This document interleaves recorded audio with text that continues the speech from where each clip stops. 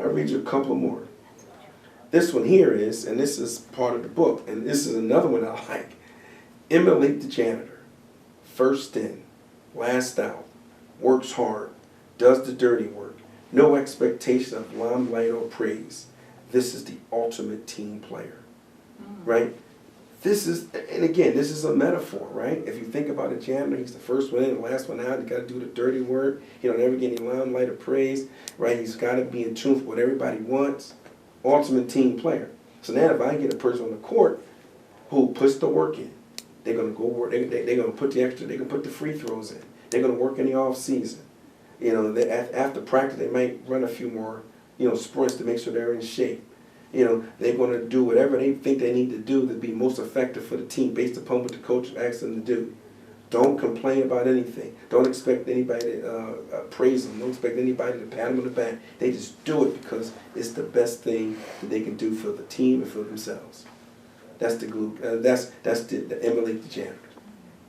Last one here, and we'll take some questions here. Yeah, this is interesting too. Don't rush to become famous. Pay your dues, get excellent, and then fame will come. How many times do you see people wanting to be the top of the guy on the hill and didn't do any work? Everybody wants handouts. Everybody wants people, they expect other people to give them something because they think they're entitled to it. They don't want to put the work in it. They want to go from zero to hero overnight. Pay your dues a little bit. Pay your dues. And one thing that I tell people all the time, because I run my basketball camp, youth hoops, here's what people don't know about my camps. When I started coaching in 1997 in New Jersey, I told the kids on that team, I said, listen, if you need some extra work, if you want to work on your game, let me know. I'll be happy to work with you, free. But I got one condition. They said, well, what's the condition? I said, I'm going to work with you, but it has to be on Sunday. And I said, not only do we have to work on Sunday, we have to work at 6 a.m. So if you want that work, you let me know, we'll get up, and I'll work with you at 6 a.m. on Sunday morning. So there was one kid who took me up on it. His name was Andrew Greenberg. So for years, then a few other people came about, years from 97 to 2005 to 2006, for free, never did anything. And then eventually, we came up with the idea to start youth hoops. So there was a lot of dues paid before we started running the camps. So the camps are really just the next evolution off of what I used to do for free from 1997 to 2005. So pay your dues first, and then fame will come. I'll tell you another story about that. I started coaching, and I'm no better than probably the rest of the coaches out there in terms of they just love the sport and they do the best they can be, and and that's fine, right?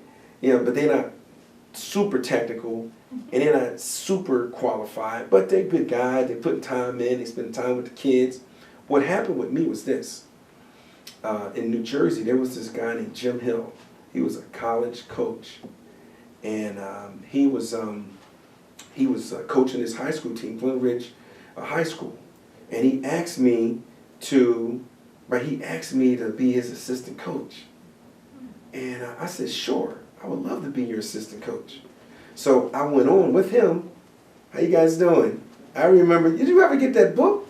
Yeah. Oh, you did get it. Okay, great. Have a seat, guys. Two of my campers, guys. They from Holland, right? Was it Holland? Norway. Norway. They from Norway, so they took the camps for about 2-3 sessions, both of the boys, and then they went back, and then so we've been communicating, and I'm surprised to see you actually. I'm very surprised. Holiday. Huh? You're just here on holiday. Okay, so the timing worked out beautifully, didn't it? Yeah.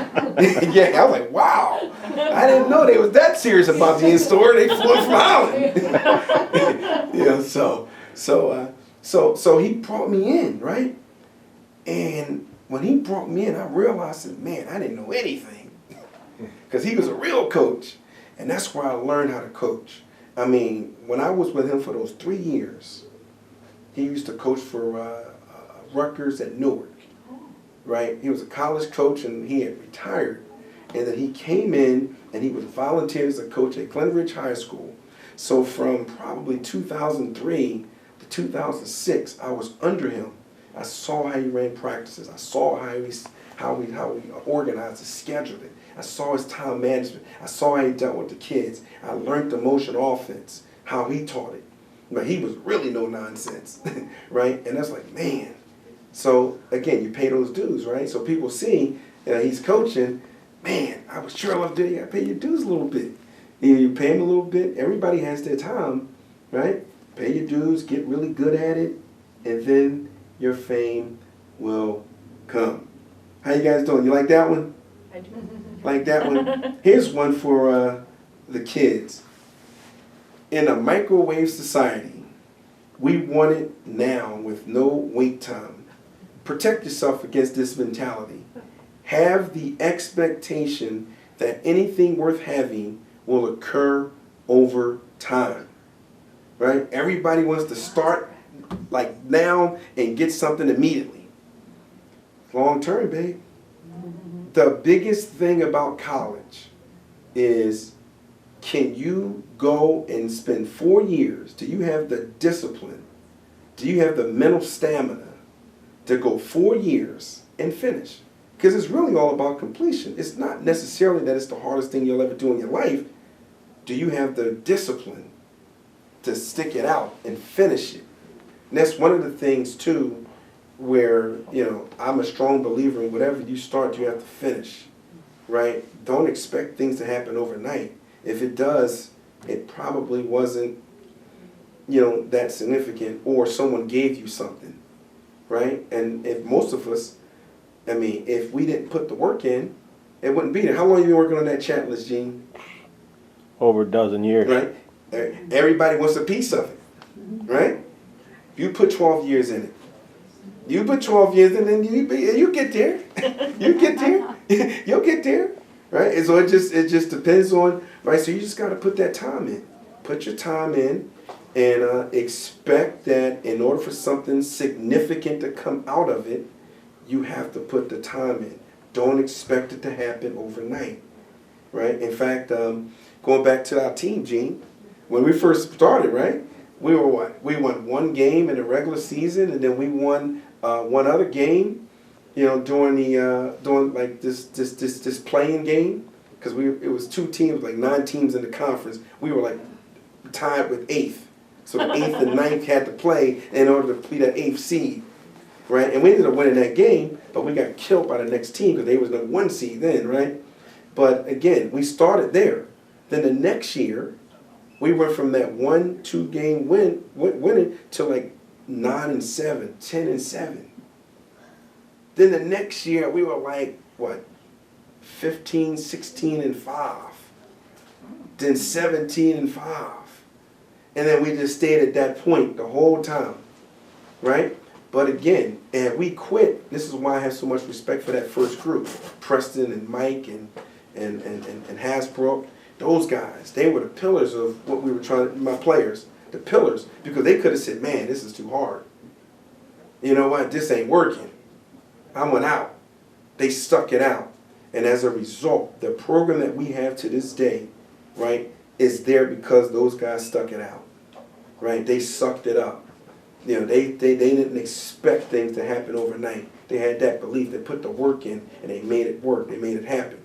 Now we're going to another place, Gene, and I promise you, we're going to get it turned around with your boy Nick and with Cameron and Kevin and those guys. We're going to get this thing turned around. So what happened was they put us in a new conference.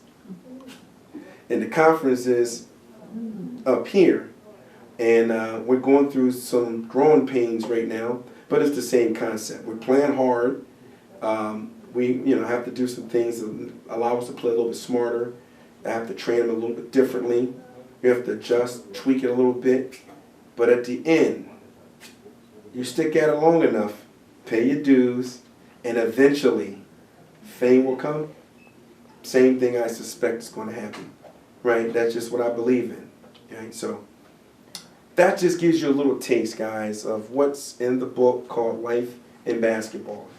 I thoroughly enjoy it. because I don't have to read it all at one time.